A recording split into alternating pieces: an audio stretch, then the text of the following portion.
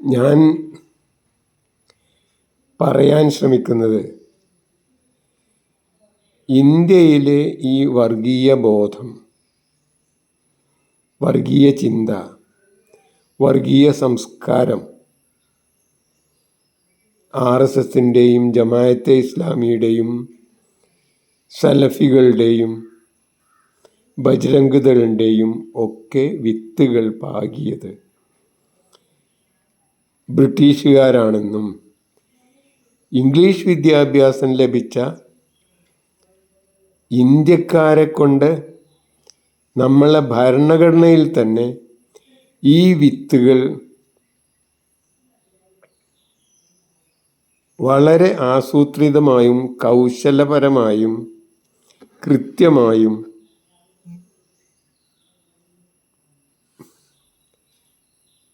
നിലനിർത്താൻ കഴിഞ്ഞിട്ടുണ്ടെന്നും ആണ്. അതായത് ഇന്ത്യയിലെ ജനങ്ങൾക്ക് ഒരിക്കലും സമാധാനത്തോടുകൂടി ജീവിക്കാൻ കഴിയരുതെന്നും അങ്ങനെ ചെയ്യുകയാണെങ്കിൽ ലോകത്തെ ബ്രിട്ടീഷുകാരൻ വരുന്നതിന് മുമ്പ് ഉണ്ടായിരുന്ന ലോകത്തെ ഔന്നിത്യവും സാംസ്കാരികവും സാമ്പത്തികവും സാങ്കേതികവുമായ ഔന്നിത്യം ഇന്ത്യ രാജ്യം, ഇന്ത്യൻ സംസ്കാരം തിരിച്ചു പിടിക്കുമെന്നും എന്ന ഭയം വളരെ കൗശലപൂർവം ഇന്ത്യക്കാരെ ഒരിക്കലും യോജിപ്പിക്കാതിരിക്കാൻ വേണ്ടി നമ്മളെ ഭരണഘടനയിൽ തന്നെ അതിനു വേണ്ട മരുന്നുകൾ നിക്ഷേപിച്ചവരാണ് ബ്രിട്ടീഷുകാർ. അങ്ങനെയാണ് അവർ ഇവിടുന്ന് പോകുന്നത്. നമ്മളെ സ്വാതന്ത്ര്യം എന്നത് അവർ തന്നതാണെന്നർത്ഥം.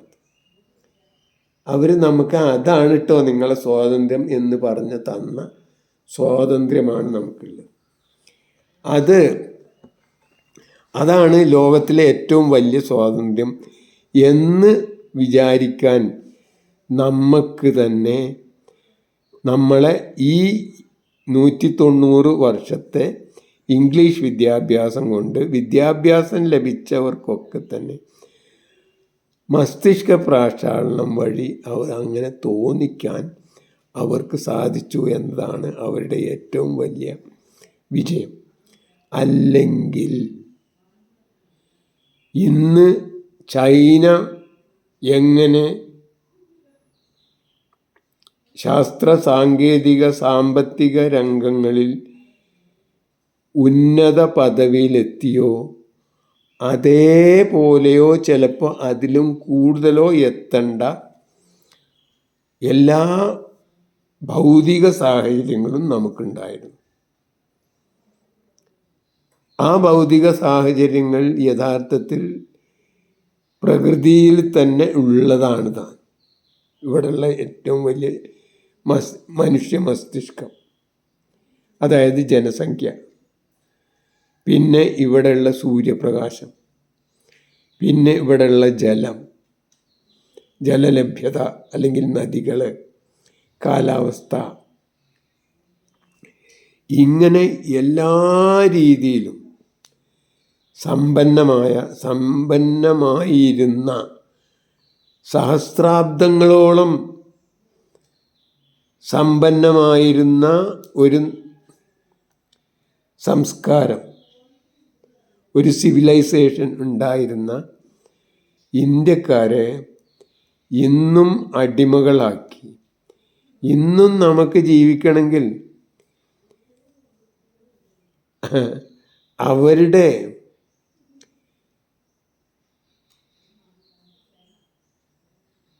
സങ്കേതങ്ങളും സംവിധാനങ്ങളും നാം സ്വീകരിച്ചേ പറ്റുള്ളൂ. ഇന്ന് നമുക്ക് മരിക്കണമെങ്കിൽ പോലും അവരുടെ സങ്കേതങ്ങൾ വെച്ചിട്ട് ഒരിക്കലും ഒരു നിമിഷം പോലും ഒരു ജീവനും നൽകാൻ കഴിയില്ല എന്ന് തെളിയിക്കാത്ത വസ്തുക്കൾ പോലും ഉപയോഗിച്ച് അതിൻ്റെയൊക്കെ ഉപഭോക്താക്കളായിക്കൊണ്ടേ നമുക്ക് ഭരിക്കാൻ പറ്റുള്ളൂ. നിങ്ങൾ കണ്ടിട്ടില്ലേ, ഓരോ താലൂക്ക് ഓഫീസുകളിലും താലൂക്ക് ആശുപത്രികളിൽ പോലും ഡയാലിസിസ് മെഷീനാണ്. അതായത് ഡയാലിസിസ് മെഷീൻ എവിടുന്നാണ്? അവിടുന്ന് വാങ്ങിക്കൊണ്ടുവരണം. അങ്ങനെ ഈ ഓരോ നമ്മുടെ കാര്യങ്ങൾ, ഈ ഡയാലിസിസ് മെഷീനല്ല ഒരൗഷധവും നിങ്ങളെ കയ്യിൽ, നിങ്ങൾക്ക് എത്രയോ ജീവൻ രക്ഷാ ഔഷധങ്ങൾ എന്ന് പറഞ്ഞ് അതൊക്കെ തട്ടിപ്പാണ്. ജീവൻ രക്ഷ ആരാണ്? മോഡേൺ മെഡിസിനാണ് ഏറ്റവും വലിയത്. അതിനാണ് നമുക്കൊക്കെ ജീവിക്കാൻ കഴിയുന്നത്. അതൊക്കെ ഇവിടെയുള്ള ജീവിതം നിലവാരവും ഈ പിന്നെ ആയുസ്സൊക്കെ വർദ്ധിച്ചത് ഈ മോഡേൺ മെഡിസിൻ്റെ ഔഷധങ്ങൾ കൊണ്ടാണ്, ഈ വിഷമായ ഔഷധങ്ങൾ കൊണ്ടാണ് എന്നൊക്കെ തന്നെ നമ്മളെ വിശ്വസിപ്പിച്ച്, അതേപോലെ തന്നെ നമ്മൾ തമ്മിൽ അന്യോന്യം തല്ലുകൊണ്ടവരാണ് എന്ന രീതിയിൽ ഉള്ള അവസ്ഥയിലേക്ക് എത്തിച്ചത് എന്തിനാണ്? അതാണ്. അതായത് നമ്മളൊരിക്കലും യോജിക്കരുത്. നമ്മുടെ സംസ്കാരമാണ്, നമ്മുടെ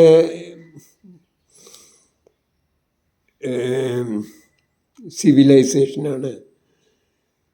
ലോകത്ത് ഇവർ വരുന്നതിൻ്റെ മുമ്പ് ഏറ്റവും സമ്പന്നമായിരുന്നത് എന്ന് നമുക്ക് ഓർക്കാനോ അല്ലെങ്കിൽ മനസ്സിലാക്കാനോ പോലും ധാരണ ഇല്ലാത്ത രീതിയിൽ നമ്മെ നയിക്കേണ്ടതും പപ്പറ്റുകളായിട്ട് അന്യോന്യം അടിപിടി കൂടി നശിപ്പിക്കേണ്ടതും ഇവരാണ്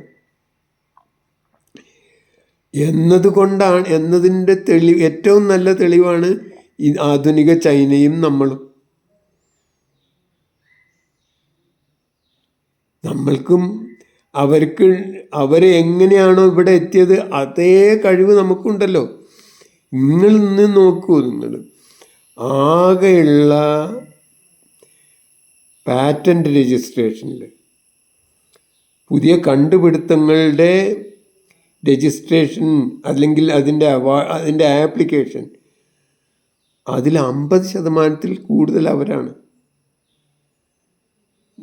നേരെ മറിച്ച് ഇന്ത്യക്കാരുടെ അതിൻ്റെ കോൺട്രിബ്യൂഷൻ എത്രയാണ്? ഇതൊക്കെ കാരണം നമ്മൾ ഇപ്പോഴും ആ പ്രജാവിദ്യാഭ്യാസത്തിലൂടെ, അല്ലെങ്കിൽ വെള്ളക്കാരൻ്റെ വിദ്യാഭ്യാസമാണ് ഏറ്റവും നല്ലതെന്നും അതുവഴി പ്രജകളെ പരിശീലിപ്പിക്കുന്ന ആ വിദ്യാഭ്യാസം തന്നെ അതുപോലും നമ്മൾ ഇപ്പോഴും കൊടുത്തിട്ടില്ല പല രാജ്യങ്ങളിലും. അതാണ് ഏറ്റവും നല്ലത് എന്നും വിശ്വസിക്കുന്ന രീതിയിൽ നമ്മളെ മസ്തിഷ്ക പ്രക്ഷാളനം നടത്തിപ്പോയവരാണ്. ആ മാനസിക അവസ്ഥ ഉള്ളിടത്തോളം കാലം ഇന്ത്യക്കാരൻ ഒരിക്കലും സ്വാഭാവികമായ പുരോഗതി നേടാൻ കഴിയാത്തവരായി മാറും. അതുകൊണ്ട് തന്നെ ഞാൻ ഒരു സാമൂഹ്യശാസ്ത്ര വിദ്യാർത്ഥി എന്ന നിലക്ക് പറയുന്നു, ചൈനക്കോ ആഫ്രിക്കക്കോ ഉണ്ടാവുന്ന രീതിയിലുള്ള ഒരു മുന്നേറ്റം, വികസനം, ശാസ്ത്ര സാങ്കേതിക സാമൂഹ്യ രംഗത്ത് ഒരു വികസനം ഇന്ത്യക്ക് ഉണ്ടാവില്ല എന്നും ഇന്ത്യക്കോ യൂറോപ്പിനോ ഉണ്ടാവില്ല എന്നാണ് എൻ്റെ അഭിപ്രായം. 50 കൊല്ലം കഴിഞ്ഞാൽ പോലും ചൈനയും ആഫ്രിക്കയും വളരെ പെട്ടെന്ന് മുന്നോട്ട് നീങ്ങും. മാത്രമല്ല, അവർക്ക് ശാസ്ത്ര സാങ്കേതിക രംഗത്ത് അനേകം കോൺട്രിബ്യൂഷനുകൾ നമുക്ക് നൽകാനാവും. നേരെ മറിച്ച് ഇതുവരെ ഉണ്ടായിരുന്ന കണ്ടെത്തലുകളിൽ ഇന്ത്യക്കാർ ഒരിക്കലും പിറകിലായിരുന്നില്ല. 500 കൊല്ലം മുമ്പത്തെ അവസ്ഥയാണ് ഞാനീ പറയുന്നത്. അതിനുശേഷം ആകെ അത് കൊളാക്കിയിരിക്കണം. പിന്നെ വെള്ളക്കാരനും അവരുടെ തോക്കും അവരുടെ അധിനിവേശങ്ങളും അതിന് ശേഷം ലോകം മുഴുക്കെ യൂറോപ്യൻ അധിനിവേശം, കൊള്ള, അത് അതിന് ഒരു സ്വാഭാവികമല്ലാത്ത ഒരവസ്ഥയായിരുന്നു. ഞാൻ അതല്ല പറയണ, അതിൻ്റെ മുമ്പത്തെ അവസ്ഥയിൽ നിന്ന് നമ്മൾ ഒരിക്കലും തിരിച്ച് കയറാൻ പറ്റാത്ത രീതിയിൽ മസ്തിഷ്ക പ്രക്ഷാളനം അരക്കിട്ടുറപ്പിക്കാൻ പറ്റിയ 2 സംഭവങ്ങളാണ്. ഒന്ന്, നമ്മളെ പാവനമെന്ന് വിചാരിക്കുന്ന പുരോഗമന ആശയങ്ങൾ ഉണ്ടെന്ന് വിശ്വസിക്കപ്പെടുന്ന ഭരണഘടന. 2, വിദ്യാഭ്യാസം. ഇത് രണ്ടും ഉണ്ടെങ്കിൽ പിന്നെ ആ രാജ്യം ഒരിക്കലും നന്നാവില്ല. ആ രാജ്യത്തെ ജനങ്ങളുടെ ആഗ്രഹാഭിലാഷങ്ങൾ അത് എത്ര കണ്ട് മോശമായിക്കോട്ടെ, അത് അവർ തിരഞ്ഞെടുത്ത് അവർക്ക് തന്നെ ഇത് ശരിയല്ല എന്ന് തോന്നി മാറണം. അങ്ങനെയല്ലാതെ മാറുമ്പോൾ ഒരു ജനാധിപത്യ സമൂഹത്തിൽ അല്ലെങ്കിൽ സ്വാതന്ത്ര്യം ലഭിച്ച ഒരു സമൂഹത്തിൽ അത് തിരിച്ചടികൾ ഉണ്ടാവും. അതായത് അടുത്ത ഒരു ലാറ്റിൻ അമേരിക്കൻ രാജ്യത്ത്, നിക്കോറഗാണെന്നാണ് ഓർമ്മ, എന്തായാലും ഒരു രാജ്യത്ത്, ഇക്വഡോറാണ്, എന്താ അത് രാജ്യം ഏതായാലും പോട്ടെ, ആ രാജ്യത്ത് ഒരു നല്ല ഭരണഘടന, പുരോഗമനപരമായ ഒരു സോഷ്യലിസ്റ്റ് ഭരണഘടന വന്നപ്പോൾ അത് റഫറൻഡം നടന്നപ്പോൾ അവിടെയുള്ള ജനങ്ങൾ തള്ളിക്കളഞ്ഞു. അവർക്ക് ഈ സമത്വം എന്നതിന് അവരായിട്ടില്ല. സമത്വം എന്നത് എൻ്റെ അവകാശമാണെന്ന് ബോധ്യം വരുന്നത് വരെ സമത്വം അടിച്ചേൽപ്പിക്കുന്നത് ശരിയല്ല എന്നാണ് ഞാൻ പറഞ്ഞത്. അപ്പോൾ അതുകൊണ്ട് തന്നെ നമ്മൾ അടിയന്തരമായിട്ട് വേണ്ട 2 കാര്യങ്ങൾ, ഈ രാജ്യം ചൈനയെപ്പോലെയോ ആഫ്രിക്കയെപ്പോലെയോ സ്വാഭാവികമായ രീതിയിൽ സാമൂഹ്യ വികാസം, സാമ്പത്തിക വികാസം, സാംസ്കാരിക വികാസം ഉണ്ടാവണമെങ്കിൽ ആദ്യം വേണ്ടത്, 1, പ്രജാവിദ്യാഭ്യാസം മാറ്റി പൗരവിദ്യാഭ്യാസമാക്കുക. പ്രജകളെ എങ്ങനെ വാർത്തെടുക്കണം എന്നുള്ള ഒരു പരിശീലന കളരിയാണ് ഇന്നത്തെ നമ്മളെ സ്കൂളുകളിൽ. അവിടെ ഈ കുഞ്ഞിനോ അല്ലെങ്കിൽ അത് നയിക്കുന്ന അധ്യാപകനോ യാതൊരു അവകാശമില്ല. അവർക്ക് സ്വയം നിയന്ത്രിക്കാനോ നിർണയിക്കാനോ യാതൊരു അവകാശവും ഇല്ലാത്ത രീതിയിൽ അവർ യഥാർത്ഥ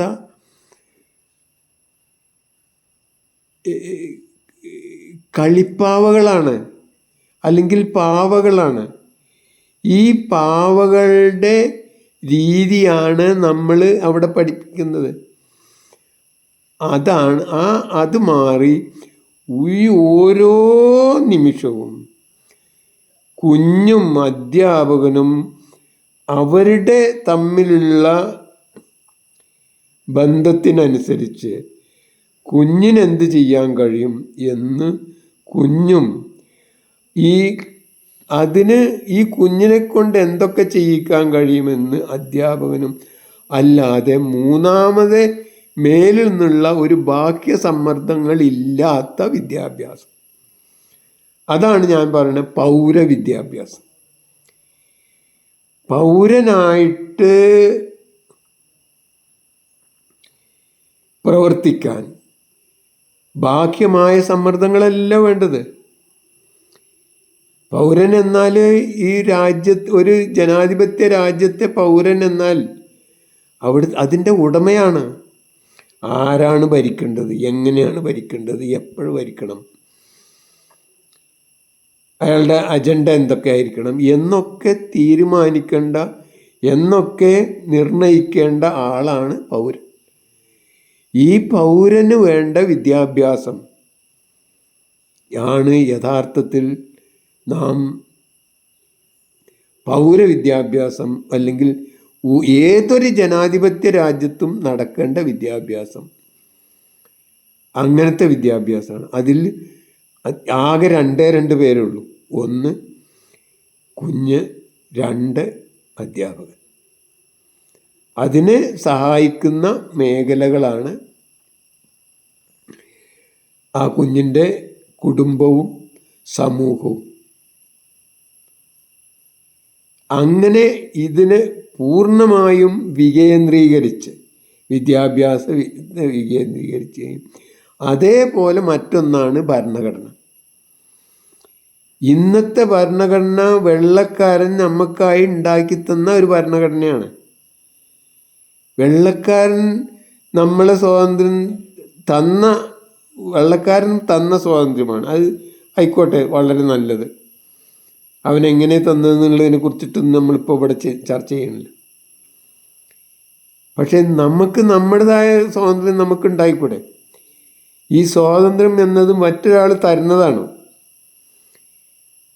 വെള്ളക്കാരൻ 1935 ബ്രിട്ടീഷ് പാർലമെൻറ്റ് പാസ്സാക്കിയ ഒരു ആക്ട് അനുസരിച്ച് ഇന്ത്യയിലെ ഒരു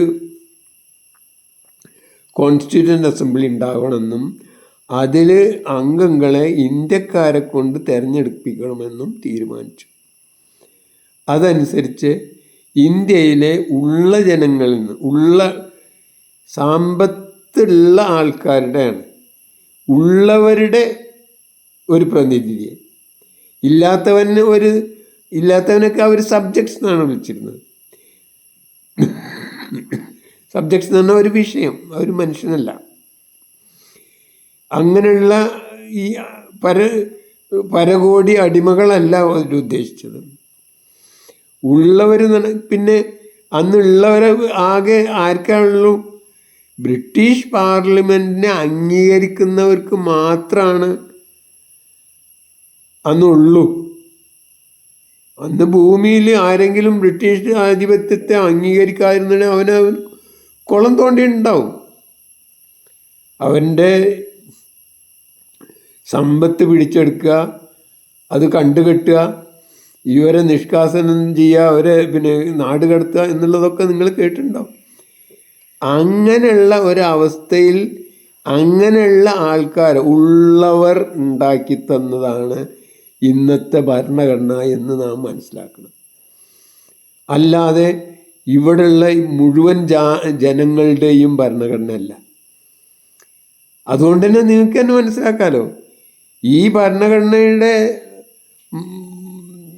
മൗലികാവകാശങ്ങൾ നിങ്ങൾ എടുത്തു നോക്കൂ. അതിൽ ഉള്ളവന് വേണ്ടതൊക്കെ അതിലുണ്ട്. ഉള്ളവന് വേണ്ട ഉള്ളവന് വയറ് നിറഞ്ഞിരിക്കുമ്പോൾ അഭിപ്രായങ്ങൾ ഉണ്ടാവും. അപ്പോൾ അഭിപ്രായ സ്വാതന്ത്ര്യം വേണം, അല്ലേ? അഭിപ്രായ സ്വാതന്ത്ര്യം അതിലുണ്ട്. അതേപോലെ തന്നെ ഉള്ളവന് അവൻ്റെ സ്വത്ത് നിലനിർത്തണം. അപ്പം എന്തുണ്ട്? സ്വത്തവകാശം വേണം. വയറ് നിറഞ്ഞിരിക്കുമ്പോൾ നമുക്ക് കുറേ മതങ്ങൾ വേണം, മതവിശ്വാസങ്ങൾ വേണം. അതൊക്കെ അവിടെയാണെങ്കിലും തരണ്ടായിരുന്നു.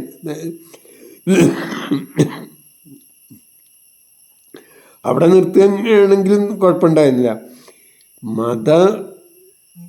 മതസ്വാതന്ത്ര്യത്തിൻ്റെ പേരിൽ ഇവിടെ എറ്റേണലായിട്ടുള്ള ഒരു സ്പർദ്ധ നിലനിൽക്കാൻ ആവശ്യമായ എല്ലാം അതിൻ്റെ പേരിൽ ഒളിച്ചു കടത്തി. മതസ്വാതന്ത്ര്യം നമ്മൾ അംഗീകരിച്ചു, പക്ഷേ മതപരിവർത്തന സ്വാതന്ത്ര്യം അല്ലെങ്കിൽ മതപ്രചാരണ സ്വാതന്ത്ര്യം എന്ന് പറയുന്നതോടുകൂടി അത് വ്യക്തിപരമല്ലാതാവുകയല്ലേ, സാമൂഹ്യമാവുകയാണ്. അതേപോലെ മതസ്ഥാപനങ്ങൾ ഇതൊക്കെ തന്നെ അപകടം ചെയ്യുന്നതാണ്. അത് എങ്ങനെ മതങ്ങളെ എങ്ങനെ നിലനിർത്തണം എന്നതിനെക്കുറിച്ചിട്ട് കാര്യമായ, കണിശമായ, കൃത്യമായ, ഗൗരവപൂർണത്തിലുള്ള, ആഴത്തിലുള്ള ഒരു ചർച്ചയും ഒരിക്കലും അന്യോന്യം വിദ്വേഷം പകരാത്ത നിലയിൽ അന്യോന്യം സഹജീവനം നടത്തുന്ന, അന്യോന്യം സഹകരിക്കുന്ന രീതിയിലുള്ള നിലനിർത്തിക്കൊണ്ട് എങ്ങനെ പോകണം എന്ന് പുതിയ ഒരു ഭരണഘടന, ഈ ഭരണഘടന അതുകൊണ്ട് ശരിയാവില്ല. അങ്ങനെയുള്ള ഒരു ഭരണഘടന ഉണ്ടാവുന്നത് എന്നാണോ അന്നേ, അതായത് ഈ മതവിശ്വാസവും മതവിരോധവും അന്യോന്യം മതങ്ങൾ തമ്മിൽ പകയും വിരോധവും അക്രമവും അവസാനിപ്പിക്കാൻ പറ്റുന്ന രീതിയിൽ മതങ്ങൾക്ക് എങ്ങനെ സഹവർത്തിത്വത്തോട് ജീവിക്കാം എന്ന് ഉറപ്പ് വരുത്തിക്കൊണ്ട് മാത്രമേ മതത്തിൻ്റെ സാമൂഹ്യമായ അവകാശങ്ങളും അധികാരങ്ങളും നൽകാൻ പാടുള്ളൂ ഏതൊരു പുരോഗമന സമൂഹത്തിൻ്റെ ഭരണഘടനയിൽ എന്നാണ് എനിക്ക് പറയാനുള്ളത്. എന്തായാലും ഇതേക്കുറിച്ച് വിശദമായ ചർച്ചകൾ നടക്കട്ടെ. ഇത് ഇന്ന് വലിയ കാര്യമുണ്ടെന്നുള്ള അഭിപ്രായം ഉള്ളതുകൊണ്ടല്ല, പക്ഷേ ഈ നഗ്ന സത്യങ്ങൾ അല്ലെങ്കിൽ കൈപ്പേറിയ സത്യങ്ങൾ നമ്മൾ മനസ്സിലാക്കി ഇതിനെ തരണം ചെയ്യാത്തിടത്തോളം കാലം ഇന്ത്യക്ക് ഒരിക്കലും മുന്നേറാൻ കഴിയില്ല. മുന്നേറാൻ കഴിയില്ല എന്നാൽ തീരെ കഴിയില്ല എന്നല്ല ഞാൻ പറഞ്ഞതിൻ്റെ അർത്ഥം. സ്വാഭാവികമായി കാലം എന്നത് കാലം എന്നാൽ തന്നെ മാറ്റമാണ്. ഈ മാറ്റത്തിൻ്റെ അളവാണ് ശരിക്കും കാലം. ഈ കാലം എന്നത് നിലവിൽ എന്തായാലും ഉണ്ടാവും. പക്ഷേ അതിൻ്റെ സ്വാഭാവികമായ അതിൻ്റെ കഴിവുകൾ പൂർണ്ണമായും ഉപയോഗിച്ച് അതിന് കൂടുതൽ സമ്പന്നമായ മാറ്റം ഉണ്ടാക്കാൻ കഴിയുന്ന ഒരവസ്ഥ ഉണ്ടാവണം. അതുണ്ടാക്കണമെങ്കിൽ ഈ അപകടങ്ങളൊക്കെ തന്നെ, ഈ വൈകൃതങ്ങളൊക്കെ തന്നെ, ബ്രിട്ടീഷുകാരൻ തന്ന നമ്മളെ സമൂഹത്തിൽ വിതച്ചു പോയ ചെടികളും വിഷവസ്തുക്കളും പൂർണ്ണമായും ഇല്ലാതാക്കിയാൽ മാത്രമേ അതിനെക്കുറിച്ച് ചിന്തിക്കാൻ തന്നെ കഴിയുള്ളൂ എന്നാണ് എനിക്ക് പറയാനുള്ളത്. ഈ ചർച്ച നടക്കട്ടെ.